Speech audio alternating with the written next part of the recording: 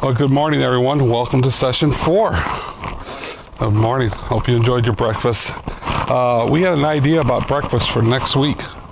Would you like to share that with us, please? Next week, we're having a fundraiser at Applebee's for Immanuel in the fall. Immanuel is doing a Feed My Starving Children program, and it costs $25,000.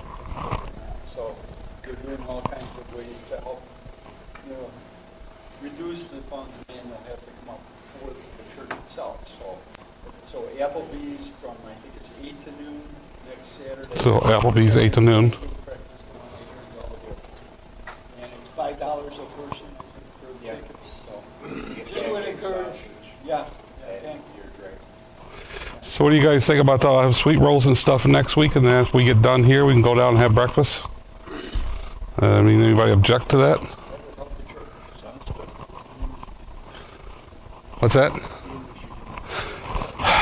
Skipping out on this again? 1 week here, 1 week there? Talk to the boss. She's the one that makes the plans. Social planner. All right, well, good morning. So, yeah, that sounds like a plan. I will make sure and remind everybody about that upcoming weeks. Okay. Let me get my clicker.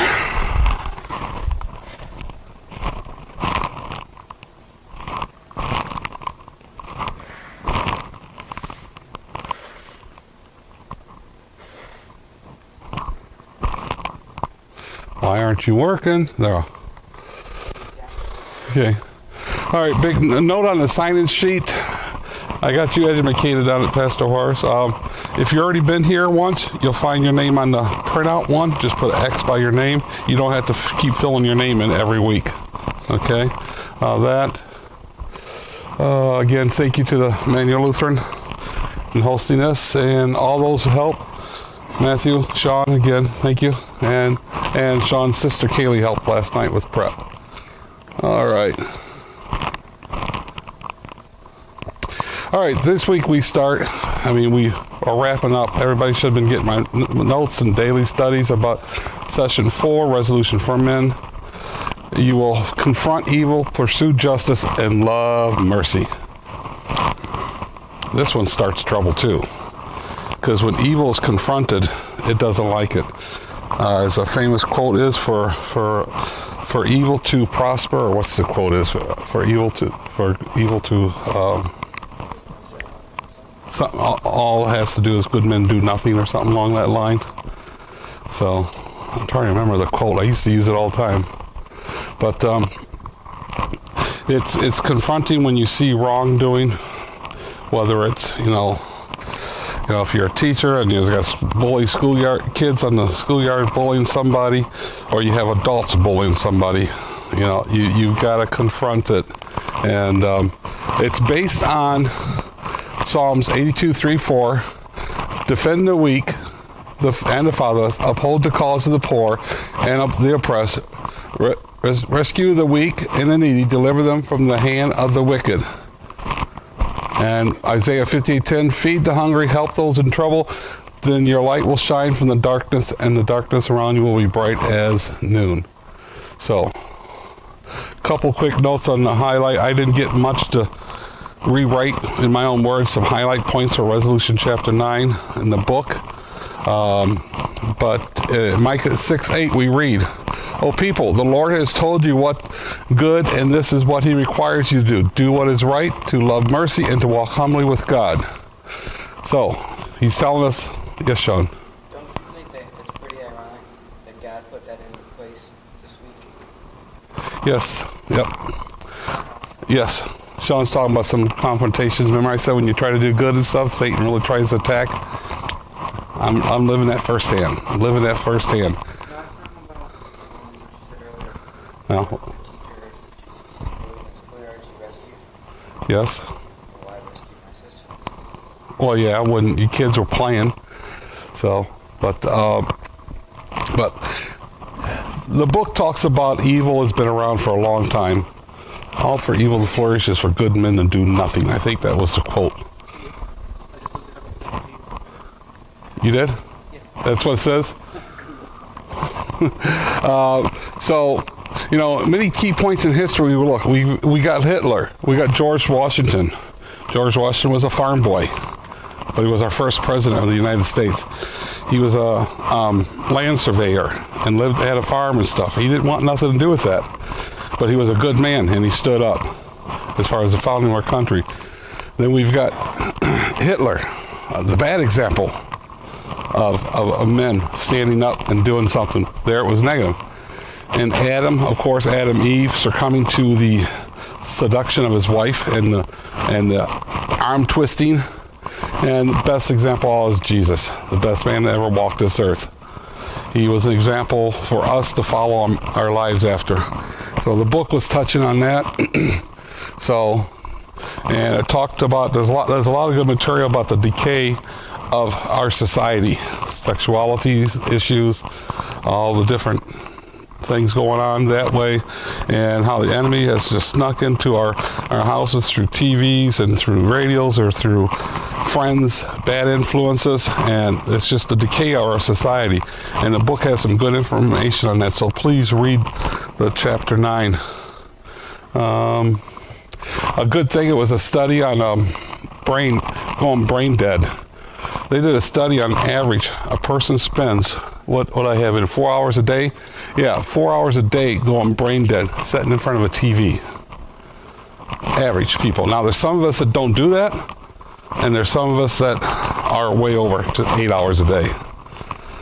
So, I don't know if they include game time like Nintendo and Wii or something like that, or Xbox as part of that. Probably not. If they did, it'd probably be a lot more. I'm talking about TV shows and that. I don't know if that was part of it. So, How old was it? yeah. Young people watching the show on their smartphone, playing games, and it's got to be higher. Yeah, it's got to be higher than 4 hours now. I mean, this book is about 5-6 years old, I think. So at least. So actually, it's probably older than that. What is the date on this book?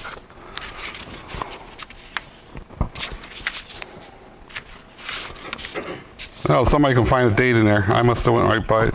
Here it is. 2011. So 7 years old almost. So yeah, that study was probably about 10 years at least old before the smartphones blew up. But you're right, yeah, if you add that time in there, people watching things, it's even worse. I mean, how many people go out to dinner and you got a group of people sitting around a table and they're all not talking to one another. But there's, what's that? Yeah, yeah. There was a commercial like that. Yes. Sometimes the only way you can get a word in if you do it that way.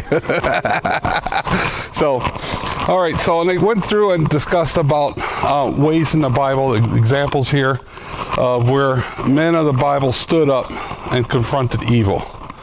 You know, in 2 Samuel 12:7-9, Nathan confronts King David. Here is a prophet who confronts King David, who is the king, who could have him beheaded. And he goes up and says, dude, you're out of line. Of course, he sort of tricked him. If you read all of the story there, Nathan approached him and says, man, there is somebody in your kingdom that's taking advantage of people. And David got all upset being a righteous man and, well, we've got to rectify. This guy needs to pay back twice, 3 times, and needs to do this. And then Nathan said, hey, that man is you. So he trapped him. He cornered him. He let his own words convict him. And so, and you know, I had an recent confrontation where the person's own words convicted them. And the same similar. So then we got Nehemiah speaks out against unfair people. The other words, the well-to-do people are taking advantage of people, and in that story. And then John was beheaded, and Mark. So there's stories there. You can pursue that. Again, these are all links. You got this agenda late last night. Of course, you should have all been reading it about midnight. No. So, but it's all there. You can go and look at it. Do you guys know who Martin Luther is? Martin Luther. I would hope you guys from Immanuel know who he is. Isn't that the guy who founded the Immanuel Lutheran churches? The Lutheran. Invented bowling. I didn't know that. Really? Free Jello. And free Jello? So he had a quote here, and this quote, take a moment and read it. It's a deep quote. And that was brought out in this book too, in this chapter.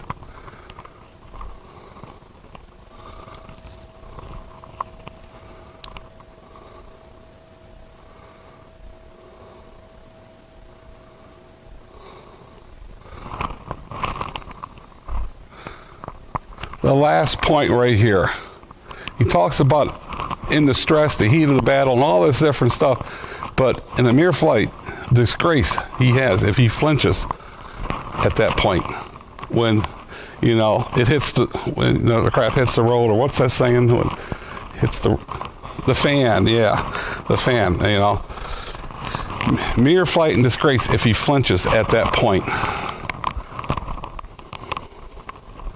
So, I found that to be an interesting quote from him, and since we're holding this in, it's in the Resolution for Men book. I should have put the page there, but it actually was in the book.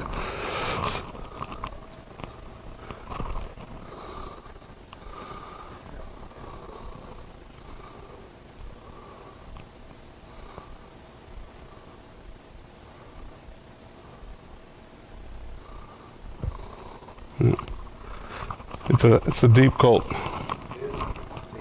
Yeah, I had to read it a few times. That's why I wasn't going to stand up here and read it to you guys, because the first time I read through it, and then I read, about the third time through, I know what he's trying to say. And, he lived it, because he was brought before the courts and stuff because of what he was professing as a Christian and his faith and what he was seeing, speaking out against the establishment of religion then, which was a religion not following Christ. So, all right. So now we're gonna, that's where we're gonna stop on the book. Like I said, you guys really are hurting yourselves and missing out on some good stuff if you don't make time to read this book. Like I said, next to the Bible, it's the best book I've ever read for us men, without anything. I mean, yes, it's better than a car magazine or a hunting magazine or those kind of things. But those are good. But this is the best. All right, let's open up our book and get into our Bible study session 4. Burdened by God. Again, we'll cover this week's session centers around 3 key verses. The Psalms 82, 3 through 4, defend the weak and the fatherless, uphold the cause of the poor and the oppressed, rescue the weak and the needy, deliver them from the hand of the wicked. In Isaiah 58:10, feed the hungry and help those in trouble. That's what this pancake thing of next week at Applebee's is about, helping them. Help those in trouble, then your light. By the way, we're on page 52, 53. Then your light will shine out from the darkness, and the darkness around you will be bright as noon. And knowing these things, Micah 6:8 comes and says, O people, the Lord has told you what is good, and this is what he requires of you, to do what is right, to love mercy, and to walk humbly with God. I heard a voice back here. Somebody had okay, I thought I heard something. All right. Yep, that's it. All right. Our opening story in this section, each session you kind of realize opens up with a story. And this one's about Randy, and he was nearing retirement. And he's thinking, and some of you guys can associate with that, and you are already there. And he was going, I can do more with my life. Because he was like, I'm going to a golf course, I'm relaxing, I'm not being a servant of God. And come down to it, Randy started adopting children, fostering kids. And as the story tells us, when you get down, as when this book was written, he was up to 7 kids he adopted from orphanages and that. Because he was out there, because he had such a burden for children. And I can relate to that because of this young man sitting here. Sean. Not 7 and 8. No, you're equal to like 9.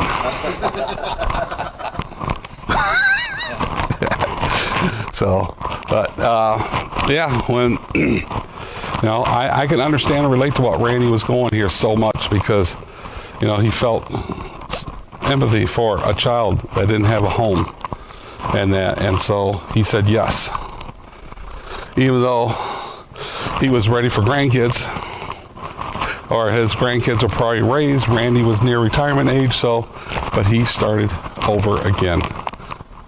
So, and that story, total story, is on page 53. So, as I said, questions about Randy. The question there, we turn to page 54. If you guys got your questions done, be glad. Anybody can volunteer to answer these. Again, my answers are up here on the book, on the screen. So, for what reason do you think Randy initially balked at the idea of adoption? Well,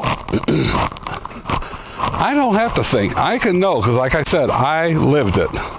So, well, speaking from experience, I was scared, wondering if I could handle it, wondering if, provide, just like any parent does when they get ready to have children. How many people say that, well, we'll have kids when we can afford it? A lot of people say that. Exactly. Never afford kids. And you can't afford not to have them either. They're a great part of life. Huh? Then when you think you can, somebody screws up. Now, this is not a political show, but don't get me started. Yeah, but very good point. So I knew it would be a lot on me because, well, with Sean and his needs, it's a good thing he stepped out. Makes it easier to talk, because I know he doesn't like talking about it. But the sexual abuse, the physical abuse, the abandonment that he dealt with as a child growing up, at 7, 8 years old, he was wandering the streets of Belvidere with his little sister. Yeah, and Rockford too. I mean, so it's amazing the kid, wasn't harmed or kidnapped, him or her sister. I mean, and he was exposed to stuff, and he knew more about birds and the bees in a very bad way than most people know by the time they're 18, because of what he was exposed to. So we've had a lot of issues, and there was a lot of special needs, problems, and things that we've had to deal with, and counselor and stuff like that. But it's been a learning challenge. So, but those are things that went through my mind. But it went through there. But it was like after I thought, no, he needs a home. Yes, that's the last story. He needs a home. So, question: anybody else got any answers for that about Randy? We're at the top of page 54. Well, it's a commitment. It's not a commitment of getting a puppy or a commitment, well, I'm going to buy it. You buy a car and you've overbought, okay, ultimately you can sell that car, take a loss, okay, but it's not the same type of commitment. And the worst thing is if you decide you're going to adopt a child and then you support this even working out, that's... Have you been watching what's been going on in my house? No. Over the years? I mean, yeah. When you see a case like that, because some kids end up going back to the foster care. Very common. And it is very common. And, and the challenge I would say with adoption right now is it's not based on a Christian system, okay? It's a secular system. So that the kids and the parents, they're not dealing with the higher love can be to heal that whole situation. It's brutal. It is. And, you say that, and I think about when we were sitting down with the people from the system. Well, if you get really frustrated in that, you can always unadopt them. And when you foster him, if you want we can find another place. He'll have to go to a group home because that was the only place left for Sean, was a reform home, because there was no place for him. And but yeah, the system treats him like a piece of meat, a number, because it was awful some of the things we were told by the system. And this is why this section here is really heart-touching to me, because what I've lived through and seen. So very good point. It's a commitment, and that's something I know. And I know there's been behavior issues with Sean and stuff. I mean, back this spring there was one of these outbursts that he had, and I knew some police officers on the Belvidere police force by first name.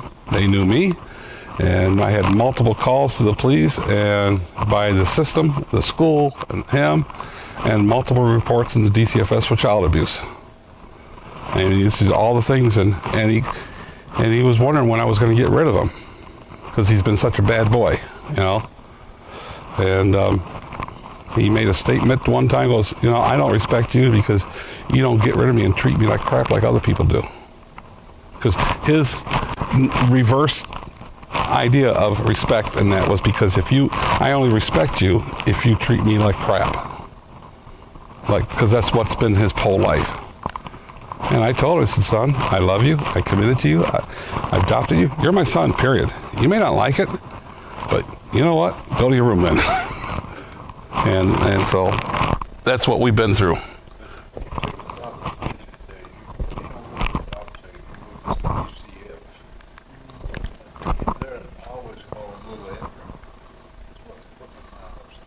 Yep. So definitely. So it's an experience. So let's continue on.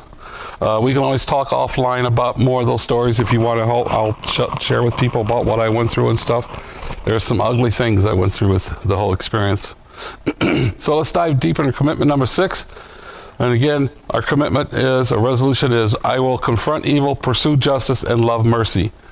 To discover, each generation needs a Joshua to lead his house. His house could be, at a minimum, where he lives and his family. It also could be his neighborhood, his town. We need Christian men in government positions. That's where a lot, the separation church and state. The Constitution doesn't say nothing about that. The only thing about separation, the Constitution does say that the government should make no laws against establishment. It was the Jefferson letter that the wall, it's a one-way wall. The church can be involved in the government all they want, but the government cannot be involved in the church. That if you go back and read the law, the Constitution, and read what Jefferson wrote about it, you'll understand that's the way it is. There's a firewall there to prevent the government from making a state-run religion, so to speak. So again, that truth discovers each generation needs a Joshua to lead the house. And again, we'll go back to Micah 6:8. O people, the Lord has told you what is good, and this is what he requires of you, to do what is right, to love mercy, to walk humbly with God. So are you prepared to get your hands dirty, step out of your comfort zone? That was, when I was approached about Sean, taking him as a foster child. Until they maybe get things worked out with mom, or mom and dad, or dad. Upset my peace, rock my cart. But as we live up to this commitment, we have to step out of our comfort zone and even break peace. Sometimes most of us are married here, and there's sometimes our wives can say or do something that just it's like thumb screws turning into you. And sometimes we just to keep the peace, we let it. I'm guilty of it. I've been guilty of it a lot of times. You just keep the peace. But there's other times we can't. We must, if it's actual wrongdoing being done, then we have to break the peace and, let it be known that, we view it's wrong. It's our position. We're charged by God. Any thoughts on anything I'm saying? Just speak up. So let's continue on. At the top of page 55, Talks about missionaries like John Wesley and Charles Finley actively opposed slavery, opened their home to exploited girls, as many others stepped out against a grain to do what was right. Looking like the Underground Railroad during pre-Civil War times and Civil War times, the Underground Railroad. Many people stepped out to help slaves and people who were being, there was white slaves and black slaves. But the Underground Railroad was established to help those people flee from that situation.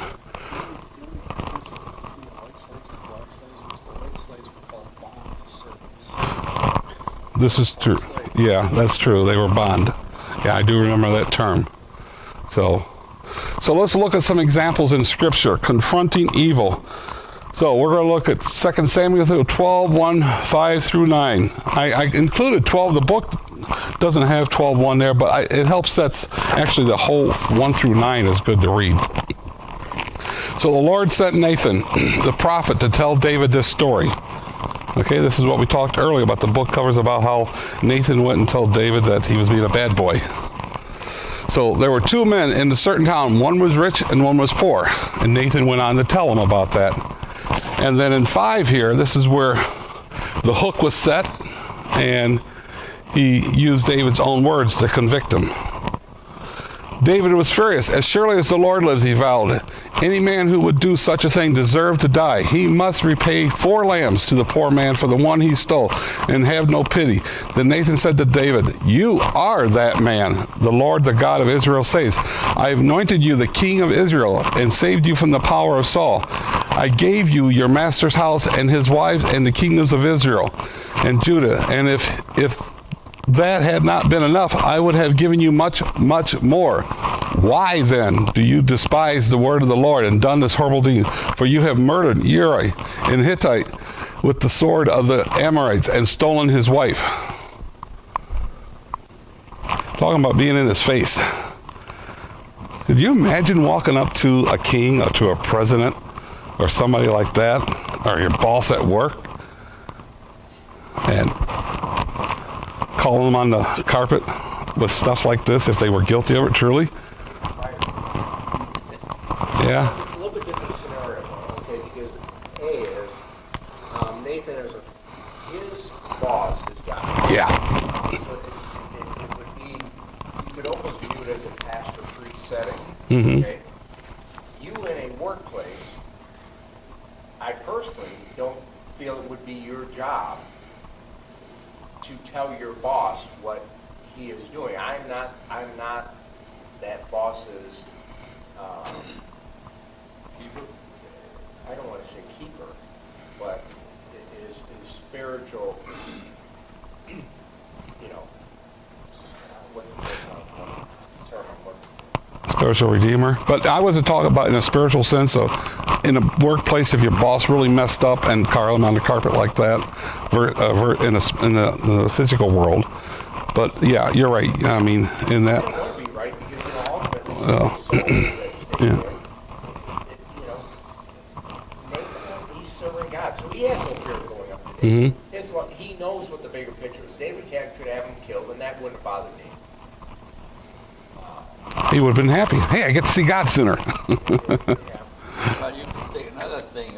Like say if the boss tells you something to do and you know you can't do it, it's crooked, it's something that he should lie about, you could say, I'm not going to do it. Yeah. So in a sense, you confront him that way. Yeah.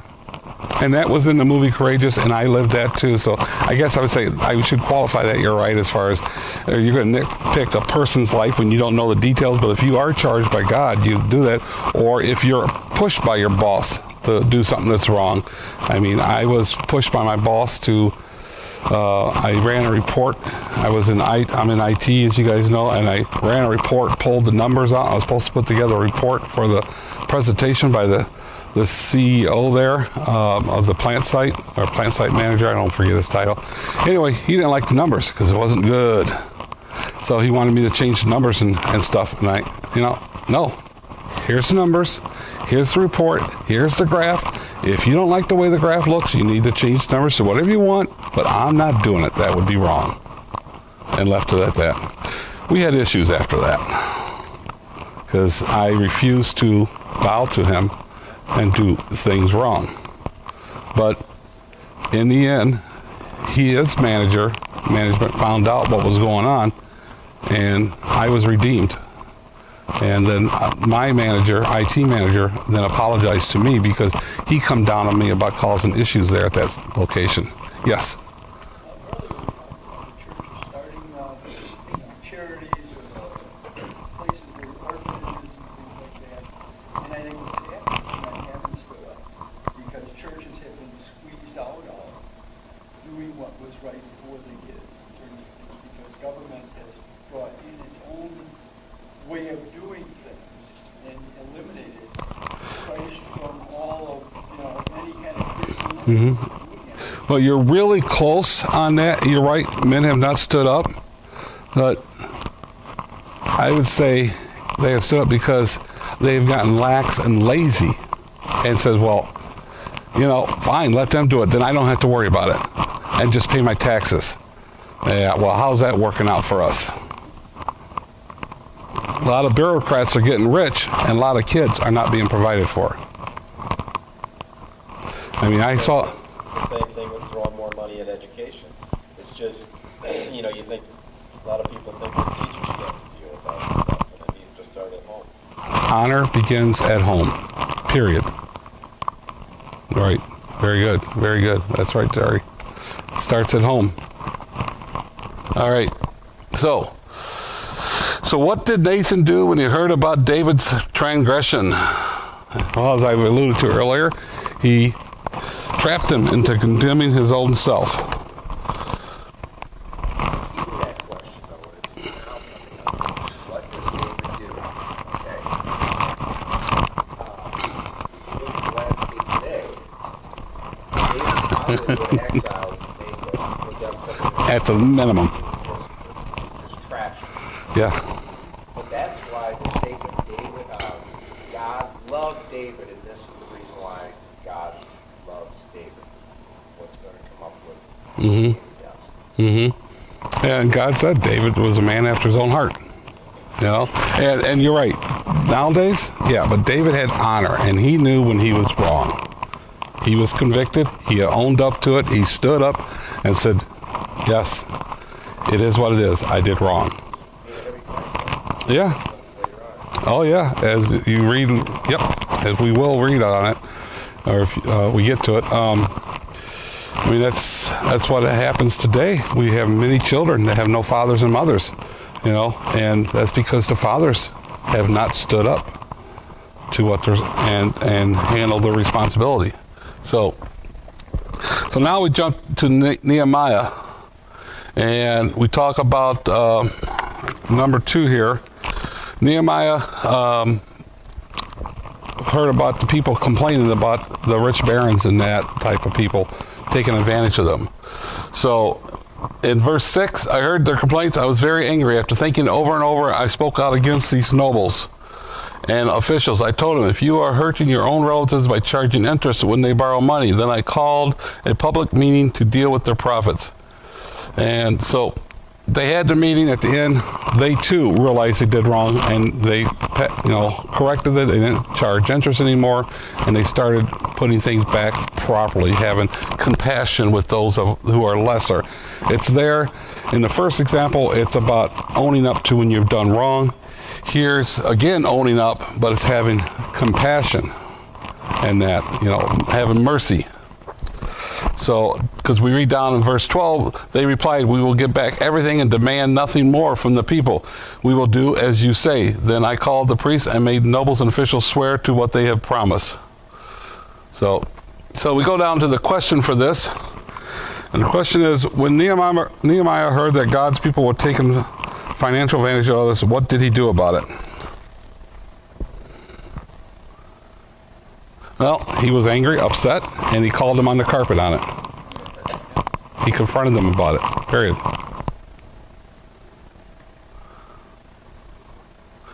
All right, number 3. What did Jesus do when he encountered men crumbling, profiting in God's house? In Matthew 21:12-13. So that's where we're talking about where Jesus come in and they turned the temple into a flea market.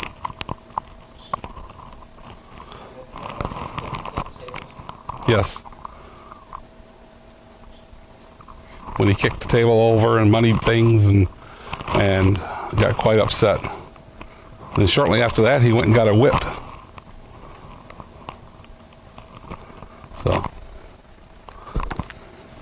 So what did Jesus do?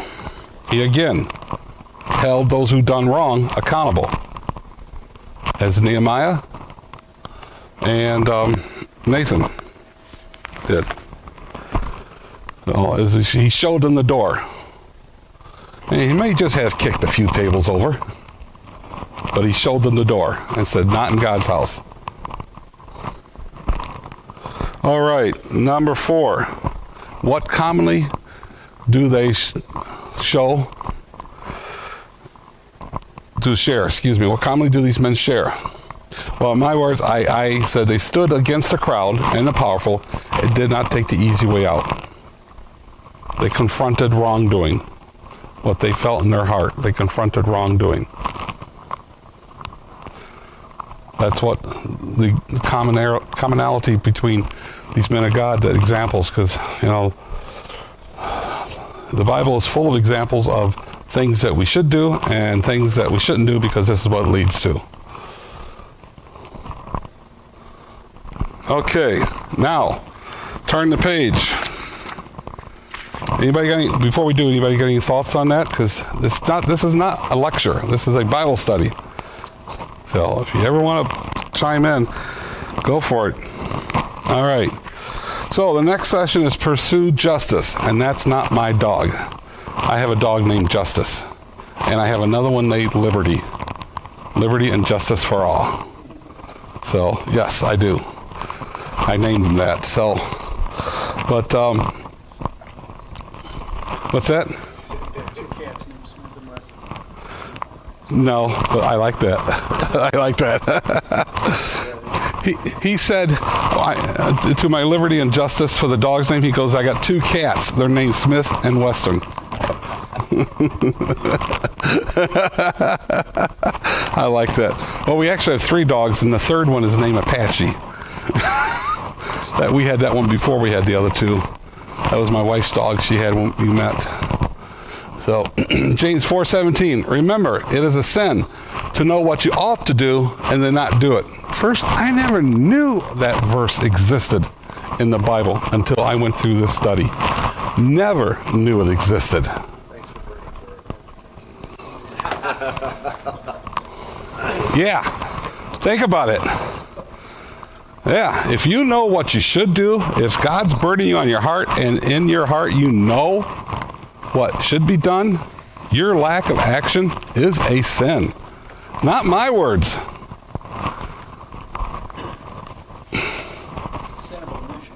Sin of omission. That's what one of the daily lessons were called. Yeah, that was day 1 of our daily devotion, was the sin of omission. Yeah, that's why I said this is deep stuff, and this convicts us. Because, I mean, we can speak out, or we can say in our mind about things that are going on that are wrong, but if we don't do something about it, we might as well pull the trigger that, you know, that shot that person. We didn't do anything. We were, you know, they say, well, the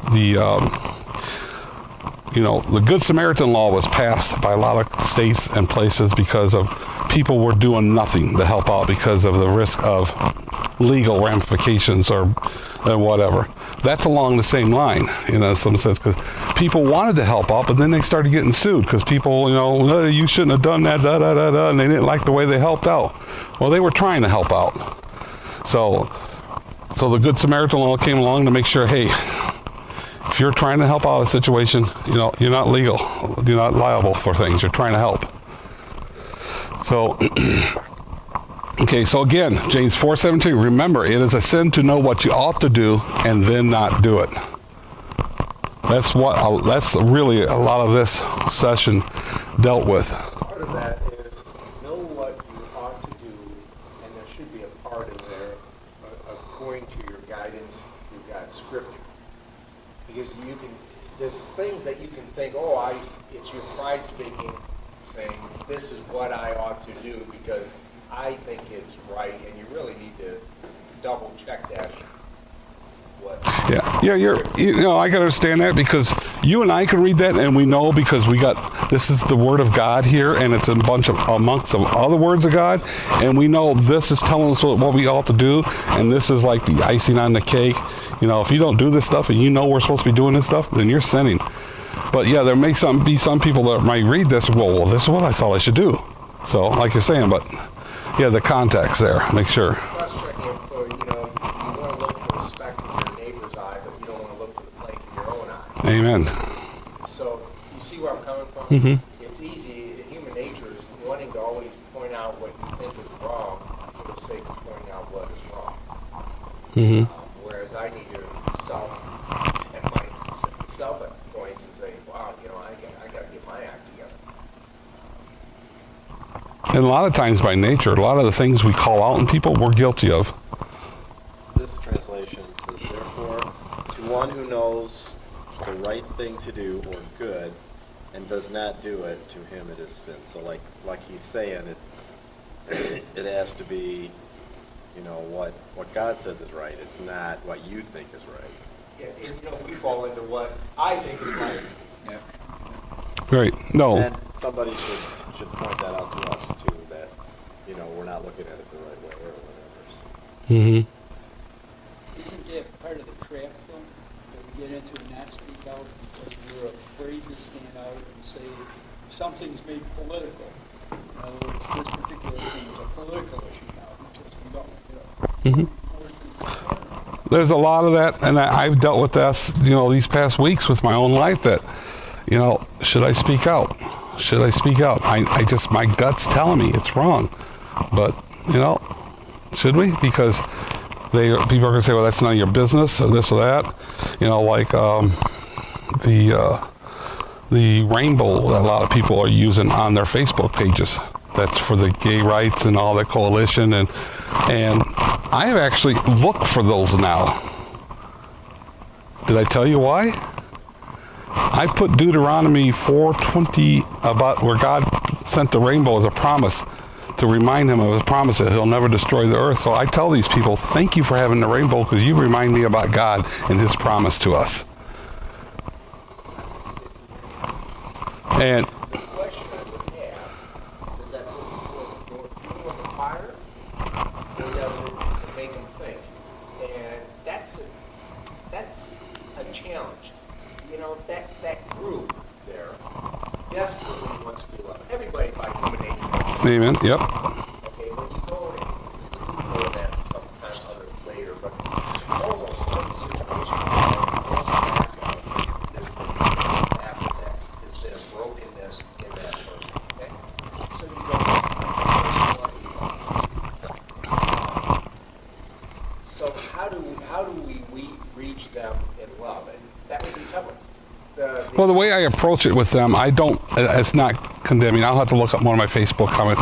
And I have a little can thing. I put the picture. I want to thank you about reminding me of God's promise by having the rainbow colors on your Facebook and giving the scripture and stuff. And leave it at that and let that be there. Right now, the Ark, the big one in Kentucky that I want to go see, if you ever get a chance, go to the Creation Museum. It's phenomenal. And just outstanding. But the Ark I want to get. And at night, they have rainbow colors, you know, that go over this huge. The Ark is huge. You can put 520 railroad cars in it. Wow, I never heard of this. Yeah, it's in Kentucky. They finished it last year. What? Right outside of Ohio, Cincinnati, Ohio. Hebron? Creation Hmm. Museum. And it's right about a mile. My kids love the Creation Museum. Use your smartphone with it. It was outstanding. It's one of the things you absolutely, as a Christian, should go to. You can spend 2-3 days there, and then the Ark is about 20 miles from there. And it's the same Ark. But anyways, they have rainbow colors at night. Or they take heat for that right now. And the director says, you got to be kidding me. Well, yeah. He says, the rainbow's been around long. That was God's symbol long before any of this gay pride and all that other stuff that goes with it. Yeah, you're right. It's long around. You know, like I've said somewhere in one of my writings that the rainbow, Easter, and Christmas has all been hijacked. And we need to take it back. It was God's. It was God's long before, and we need to take it back. So, okay, we are, let's see, how are we doing on time? 8:17, good. All right, so reading Micah 6:8 again, the Lord has told you what good, and this requires what you do, to do what is right, to love mercy, and to walk humbly with your God. So what are our duties per Micah 6:8? Stand up for God's righteousness. Not our righteousness, but God's righteousness. Okay. Well, that would go with the do what's right. Do what's right in the eyes of God. Okay. Thank you. What's the other one there? There's 3 of them. It's right there. Just got to repeat it. We are to do what is right, righteousness, to love mercy, and to walk humbly with God. 3 orders. Those are the 3 things we are to do according to Micah 6:8. So, do what is right. And my thoughts were, when I see something I know in my gut is wrong, I guess I should say when the Holy Spirit moves me and talks to me about it, that I need to listen to Him and follow through and say a good prayer before I do, because I will need His love, His strength and mercy and grace and wisdom. So when I see something I know my gut is wrong, in other words, when the Holy Spirit is tapping me on the shoulder, speak out and try to correct it. Again, you can speak out, you can take the horse to the water, but you can't make the horse drink it, but you've done your part. You took the horse to the water. Okay. Next part, love mercy. Even if someone is in the wrong, show them mercy. Now, anybody got any stories they can relate on something like that? Where somebody really wronged you and you forgave them, as Christ forgives us?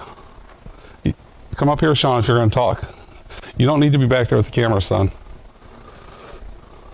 So, anyway, Sean? Last day of school, Last day of school. What do you mean? when I jumped, Okay. You showed mercy how? forgave him. Okay. I didn't walk over to his house. Yep. I do remember that. And just let it go. So, okay. Nope. And walk humbly with God. When we are doing right and showing mercy, we should just be the mouth which God speaks through and let His Spirit move and do the rest. To me, that's what that meant to me. Walk humbly with God. Like Nathan did. He told David a little story, and his words convicted him, and he left it up to God and him. Now, Nathan could have been beheaded and exiled or whatever, but he left it up to God, and then David was convicted by his own words and by God's Spirit, and things happened. So to me, that's what I put there for the 3rd part. Again, we're on page the 3 responsibility. The first question here at the top, 3 responsibility, and we're explaining each requirement and what it means to you. So that's what. Anybody's got any answers for their 3? Like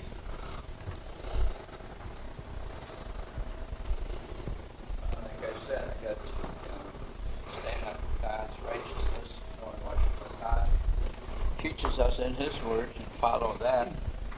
Because like it says there in James before, we have the sin of omission, tells us there to have the faith act.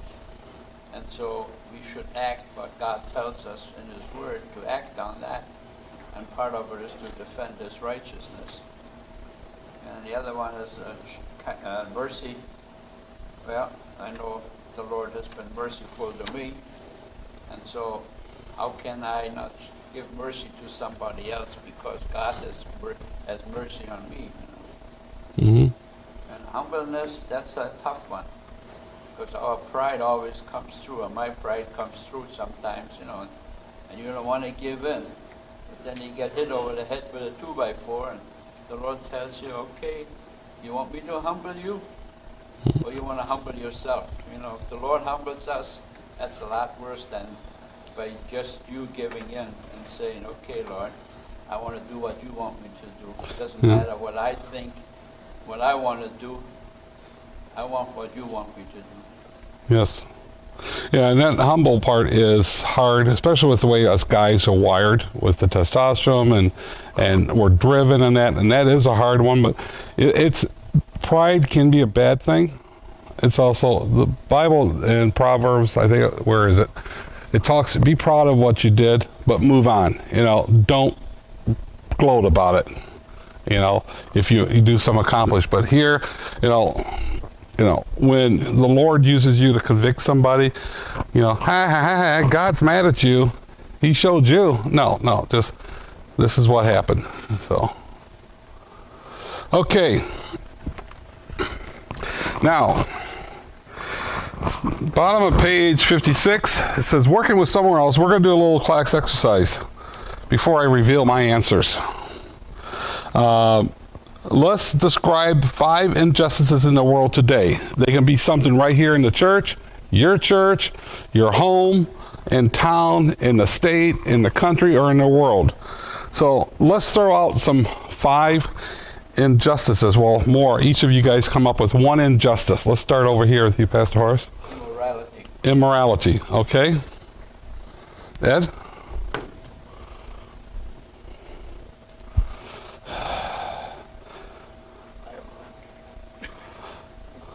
Oh, come on. We'll come back to you. Jason. You know, you say injustice, you're talking about things you just don't consider to be right going on? Injustices, whatever your interpretation of that, it's what's right, what should be, what's right in the eyes of God, and what, you know, would go against what we're taught in Scripture. No. Christians arguing the faith to non-believers completely. I think that goes against everything up there. I've seen so many people try to debate Christianity to other people, and Yeah, I it's think there's a big movement that a lot of Christians... you don't know what you're talking about. Oh, yeah. I've seen a lot of Christians that go out there that think we need to argue with, debate, whether it's science or different things, like have our own arguments and opinions, like the world does. We try to get people to believe, and all you're going to do is take people off and push them away. It doesn't do anything. Mm-hmm. But make you look stupid, or make them look stupid. Make them look stupid. You're not showing mercy. You're not walking home. You're trying to make yourself look better. You're not doing anything right whatsoever. All right. So, okay, thank you. Jerry? Poverty. And that, to me, it's caused by greed. And our politicians are guilty, very guilty of that. Hey, Sean, you want to turn that other light on, that row? Yes. And they use... Getting more for themselves and then Right. wanting, I don't know, society to pick up the slack and take care of the poor, but they need to set the example and do what's right. Case in point with that is like what's going on now with this Chicago, and they're getting wanting $20 or $200 million to bail out their School system? pension Oh, pension, yeah. for the city. Because if it's not the city, the teachers are run through the state, and it'd be a state pension, not a city pension. Mm-hmm. So it's like $200 million. That's a lot of money for. That's a drop in the bucket too. The state pensions are on default. We're talking billions, if I remember right. Dad. Well, to me is the Bible, Jesus kicked all the money changer and everything out of the temple of God. To me, I think it's wrong that people, I know a lot of Catholic churches does, to have bingo in their church a couple of weeks before you win money or stuff. Mm-hmm. I don't think that's right. Okay. So setting up a little flea market, game mart in the church itself. Well, that people will definitely argue with you. Well, if it's done like in a fellowship hall like this, it's one thing. But if it's done in the church itself, then it's different. So, but yeah, I mean, to me, I always err on the side of caution. If there's any doubt that somebody, could perceive something, don't do it. So, but yeah, people, that's something. Justice. Sean? Pride. Huh? Pride. Pride? Both Okay, there's a lot of that in the world. Yes, thank you. Good. Nathan? Lack of responsibility to take their actions. Okay. There's not a lot of Davids anymore. People that hold on to what they did and take responsibility for it, kind of push it off on others and Mm-hmm. work the system. Yeah, the churches are no longer the Davids anymore. Churches, you look back at the founding of this country. Very good, Nathan. Thank you. The churches were the orphanages. The churches were the Meal on Wheels. The churches were the home for the homeless. And the churches were what? People like us sitting around the table. They're not doing that anymore, right? Civil asset forfeiture. What's that? Civil asset forfeiture. Civil assets, money, tithing. Well, like if, say the cop pulls you over, then you say, do you have any cash? And you say, yeah, I'm going to buy a car, I got $5,000.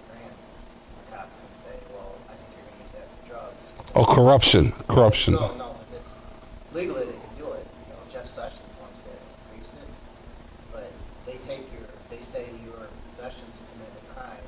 Now it's up to you to try to prove a negative and say that they didn't. Oh, okay. It's a great way for the government to get more money because they literally steal it. They're confiscating. Okay, yeah, that's true. If a person truly has a wad of cash in their pocket and they're on the way to go buy something, and you're saying that the law will allow them to confiscate that because they suspect it. Then it's up to you to try to prove. It's up to you to try to prove that you got the money legally, that it's yours, and that you weren't going to commit a crime. Then they can take your vehicle. Oh, I better tell my mother-in-law about that. She finally got a charge card. She has 2 charge cards. Her second one she just got with the Home Depot. She deals in cash, and she usually, we're going, like if I got a mother-in-law honey-do thing for her, she goes to the bank and pulls out a wad of cash, and we go to Home Depot, Menards, or wherever. So she could get pulled over, and they could confiscate her money with that law. That's a great one. So, corruption in our government. All right, next, Alan. Abortion, murder, yes. Yes. Yes. Yep. And if you guys have read my notes, you know I've lived that. So my 3rd child was murdered. So. You know, I think I'll put the onus on my back and our backs. I think the gentlemen in the church, I'm talking about the congregations themselves, we're content, mainly because we live in the States. A couple weeks ago, the Coptic Egyptians, there's Christians, bus pulled over, the men and boys were shot dead, and then the women were asked would they denounce their Savior Jesus, and they would not. Here, on an average Sunday, we're only getting maybe a third. In the Church of America, you're getting maybe a third of your membership in church on a Sunday. That means 2/3 aren't coming. Us as congregational members, we know who they are. We can go up to Joe, who's in front of mine, or whatever, and say, we missed you at church on Sunday. So, that's really, if we care, if we love people, then we'll do a better job of that. Mm-hmm. Obviously, if people hear God's word on a more consistent basis, that's what really changes their heart, and then other things change. You can take that issue of abortion. People really have, God in their heart, and they know what God's word is. That's going to change them more than what we're going to change them. So, a lot of it goes back to us, looking in on ourselves. Honor begins at home. I could even touch on Mr. Pearson's point. If you're going to have laws, and I get why the forfeiture laws are there. I get that. They're going to view it as things. But we have God-fearing people that are legislators, or God-fearing people that are police officers. Then we're not going to have to worry about that. We worry about that when we don't have that. Mm-hmm. That's the problem you get then with that. When people don't believe in that higher authority, that's what's just, then it's whatever you think is right. That is all over the place. You want to say that wall's blue, then I say it's blue. You say it's green, it's green, it's red, it's red, it's white. And a point you just pointed out there about if just people in law, that was one of the reasons why our founding fathers set up our Constitution and our country the way they did, because they know power corrupts, and if you don't have the proper structure in place, then what happens? Well, we're getting there. So, I mean, if you look at the history of countries in Europe, every 30, 50, less than 100 years, countries turn over leadership and structure because they do, because you get so much corruption in that.